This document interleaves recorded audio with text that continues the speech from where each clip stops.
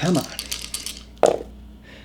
That's another cleric. Hey Bob, are you tired of rolling 3d6 in order and only making D&D characters you don't want to play? Yeah, totally, Mr. Gygax. I would rather read this cool new book, Hitchhiker's Guide to the Galaxy, or do something else culturally significant to this year of 1979. Well, check out my new book, The Advanced Dungeons & Dragons Dungeon Master's Guide. Whoa, cool. Will it teach me how to worship Satan? No. Why does everyone keep saying that? It has 4 new methods for rolling character ability scores, but since you're reading it, you can now only be the DM forever, and you must view any non-DM player possessing it as something less than worthy of an honorable death. Did you really write that? Yes. Hey, Bob here. This is where we learn how to have more fun playing D&D together, and 3d6 down the line is a classic and cool way to roll your D&D character's 6 ability scores, because it follows this idea that limitations lead to creativity, which can create immersive roleplay. Original Dungeons & Dragons, or OD&D, used 3d6 with few race class options and had strict limitations that made character creation pretty straightforward. The advanced version, called adnd, or 1e, provided more options but still included restrictions on what races and classes you could play based on your stats. And your class also determined your alignment, which I'm planning to make a separate video about because I think alignment's cool and AD&D seems to support that way better than 5e. Surprisingly, alongside these restrictions in AD&D, Mr. Gygax just trashed 3d6. And I quote, "While it is possible to generate some fairly playable characters by rolling 3d6, there is often an extended period of attempts at finding a suitable one due to quirks of the dice. Furthermore, these rather marginal characters tend to have a short life expectancy, which tends to discourage new players, as does having to make do with some character of a race and/or class which he or she really can't or won't identify with." So, he introduced some new ways to generate stats. But before we get to those 4 new methods, let's roll up a character using 3d6 in order with the restrictions from the AD&D Player's Handbook. And here on Owlbear Rodeo, we'll start with our first stat of strength, 3d6. Whoa. Okay, a strength of 9, and with that we can just still be any race. Dwarves have a minimum strength of 8, but everybody else, their minimums are lower than that, maximums are much higher. Next is intelligence, and that's an 8. Elves have a minimum of 8 intelligence, and everybody else's minimum is lower than that. So we can still be anybody, even though we started out with 2 below average stats. Next we have wisdom, which, 13, it's actually really great. We have dexterity, let's see how this goes. Another 13, okay. Above average for dex, and that's not gonna take us out of the running for anybody, but let's see if we get any other results with constitution. Looking good, an 11. Oh wait, no, crap. We can't be a dwarf or a half-orc with only an 11 constitution. Their minimums are higher than that. And our last stat, charisma. Oh yeah, another 13. And funny enough, we are over the maximum charisma for a half-orc. And so between what races we have left, elf, gnome, half-elf, and halfling, it's pretty tempting to pick, and of course human.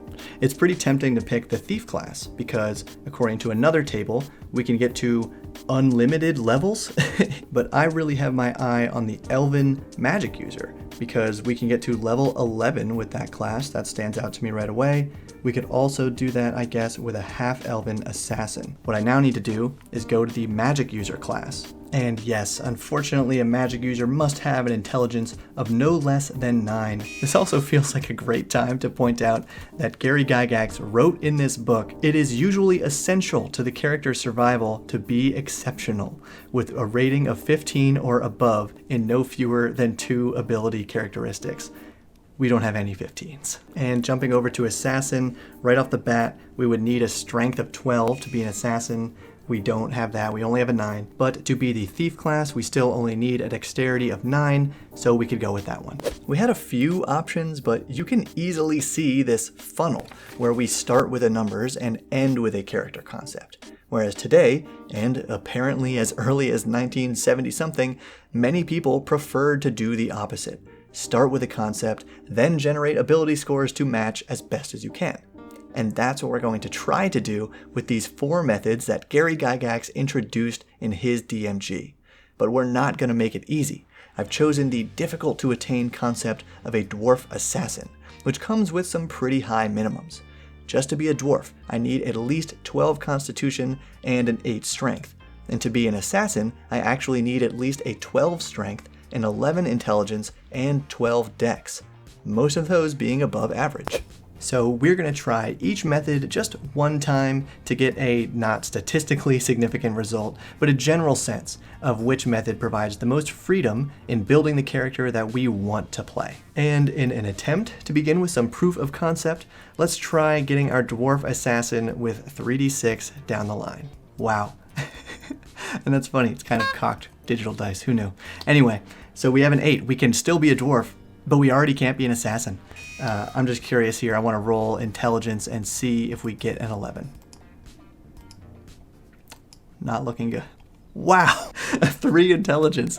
I don't even know if that's a playable character. I'd have to look back at the other limitations. But yeah, we kind of expected that. So now let's try method 1 from the AD&D DM's guide. And this should look familiar to all us 5e lovers.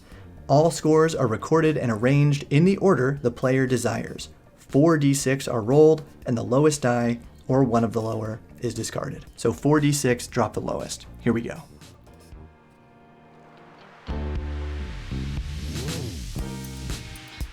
So we finished off quite low with a 6 here, but the beauty of this method is that we can rearrange these numbers, meeting everything we need to be the dwarf assassin.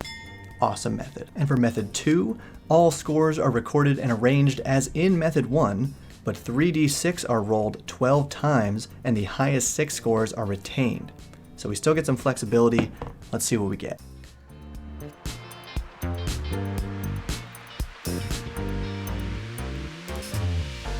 Okay, method 2 yielded even higher above average rolls. Seems like it would make definitely our dwarven assassin, meeting all those criteria, but you could do pretty much anything you wanted with this character. And method 3 involves a lot of rolling. Scores rolled are according? I think that's a typo. Scores are rolled according to each ability category in order. Strength, intelligence, wisdom, dexterity, constitution, charisma. 3d6 are rolled 6 times for each ability, and the highest score in each category is retained for that category. This sounds like it's going to be definitely overpowered, but let's see. And hey, please like this video if you're enjoying this little experiment, and check out these 1E core books through the DM's Guild affiliate link below to support the channel. Man, it boggles my mind when digital dice do stuff like this. Anyway, so across the board, certainly above average, even, that's higher than most 5e characters start out. That's pretty big. And method 4 kind of seems like what people just used to do before all these other methods were added. You're rolling 3d6 sufficient times to generate the ability scores in order for 12 characters, and then you just choose the character who matches what you want the best. So let's just skip to the result.